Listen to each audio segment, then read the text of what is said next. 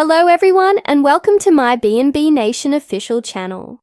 I hope everyone is having a wonderful day. Before we begin, please hit the subscribe button and gives this video a thumbs up. Ridge says, as he enters the threshold of Forrester Creations, Carter looks across at him. Ridge ponders as he absorbs the blood from the shattered necklace. That makes sense. You killed a person, betrayed your best friend, and stole this business from your family. Carter informs Ridge that he wants to celebrate once he's finished. Ridge is perplexed. He sees the man who stayed on his couch after Maya left him, the man who stayed up with him every night when they believed his father was dying. You took this business away from me. Carter contends. I'm defending it. Ridge inquires as to if he tells himself that, in order to fall asleep at night, he notes that he has sacrificed everything for a woman who only approached him when she was in need. Carter claims that he had a dream about acquiring the business from a few bullies who had signed a contract without reading it. He succeeded a man who refused to stop his daughter from calling co-workers bitches. Ridge is observing another item. He witnesses a man who is terrified of who he has become and fears that everything will consume him. He detested betraying Ridge, but it was necessary. Ridge asks if he will continue to make an effort to be morally upright. He can't see what hope is doing to him, since his head is so high in the sky. He reminds Carter that they opted to cut hope for the future after a meeting. You concurred with that. It would have been ideal for him to share his ideas when Steffi asked him to take over the company after he resigned, but he chose not to. Carter claims he heard Steffi threatening Hope if she didn't keep away from her husband as he entered an office. Ridge acknowledges that Steffi took it personally and that she didn't want her little girlfriend to be snooping on her marriage. Claims that he stole the business by using his name on documents. Is that satisfactory? At least I didn't have Charlie escort your daughter out of the building. Carter responds. Carter says, according to Ridge, he allowed Steffi to return since he is so good. He asked Ridge to follow suit. Ridge says, refusing to respond to him in Hope.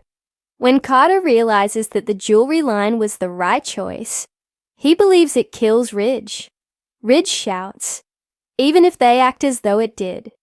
Electra didn't seem too delighted when he texted her earlier. Brooke's day should have been significant, but it wasn't. They'll change their minds, Carter said. According to Ridge, they won't. According to Carter, it is irrelevant. For the new Forrester Creations, today was a victory. Ridge claims that while he has good instincts, his morals are lacking. He is terrible as a friend and a man. He's a hero, and Hope may tell him so. But you know who you are. You wish to go back in time because you sold your soul to acquire the world. Tell me that they need to be celebrating right now, but instead, I'm storming into the design office and yelling at her mother. Why is she not with Carter? Wonders Brooke. What's wrong? She asks her daughter. Hope has had enough of losing.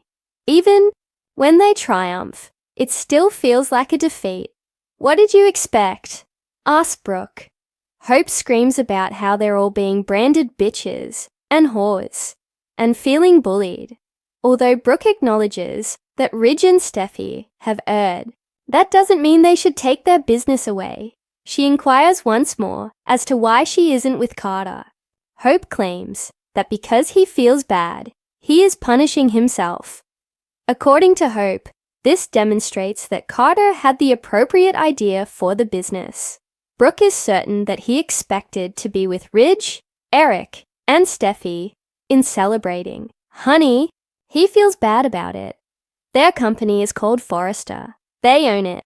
Hope is furious that her mother is standing up for them. They are currently discussing Carter, according to Brooke. He is aware that his actions were improper. His friendship with his best friend was ruined by him. Ridge has taken Carter for granted, according to Hope. According to Brooke, It's more complex than she realizes. Ridge has been like a brother, and the Forresters have been like family. If that were the case, they would have offered him a seat at the table and listened to him. Hope scoffs. Instead of considering discarding everything, he ought to be rejoicing in his achievements. Hope is urged to back Brooke. Even if it means shielding him from himself, Hope will do it. Carter refuses to let Ridge take advantage of her enormous heart. They are unable to comply with Ridge and Steffi's expectations. Hope tells her mother. Brooke laments that she is escalating this into a conflict. Hope contends that the conflict has lasted for many years. She and Carter are making progress in their efforts to alter the toxic society. The future they are attempting to construct cannot be jeopardized by guilt. What kind of future is it when you can't even look in the mirror? Asks Brooke. Hope claims Carter is in pain because others take advantage of his goodness. She will ensure that Ridge won't exploit his kindness. Steffi claims that Forrester Creations is her legacy when at the Forrester estate. Daphne continues to believe that Carter will act morally. After his recent triumph, Steffi says it will be more difficult. Enters and states that the atmosphere in the room wasn't that. Hope was the only one who was thrilled. According to Steffi, the Logans are skilled at persuading men to comply with their demands. Although Zende likes Hope, there was something really strange about her today. The room was not readable by her. She was asking for champagne, but everyone was feeling conflicted. Taylor inquires about Brooke. Steffi responds. Zende claims that she struggled with the changes at Forrester and was equally as conflicted as the others. Zende is informed by Steffi that Brooke is just interested in herself, claims that this takeover is affecting her because she loves Uncle Ridge. Taylor advises her to speak with Hope and persuade her to stop in order to demonstrate it. Carter informs Ridge at the main office that although he can drag him around all he wants, he will not return the firm to him.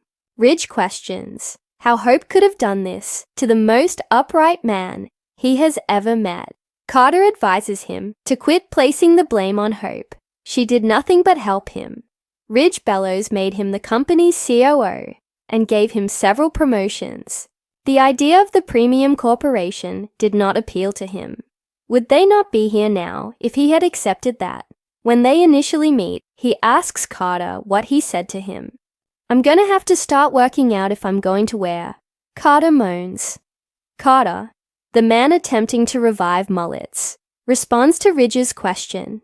Ridge claims that's when they clicked. He immediately trusted him. When he tells him that Hope is defrauding him, why can't he trust him? He consistently falls deeply in love and fails to see the warning signs. What Carter and Hope have is real. He protests. Ridge just knows that she got what he snapped his fingers at. According to Carter, Hope desired respect. That's all I've wanted for years, shouts Ridge. And since you stood up for her, you're now embroiled in it. Instead of making you more powerful, relationships are meant to make you a better person. Have you changed as a person since we first met? It was terrible to lose the business. However, losing you. When we were 90, I imagined that we would be sitting on a park seat. He was devastated by the loss of his best friend. Carter replies, I miss my brother, as Ridge walks to the door. He never thought he'd be implanting his ideas for the company without his brother. When Ridge stiffens, he throws his arms around him and gives him a hug in return. Hope enters and looks at the men with tears in their eyes. Thanks for watching. If you liked this video, do not forget to subscribe to my channel and do not miss any update.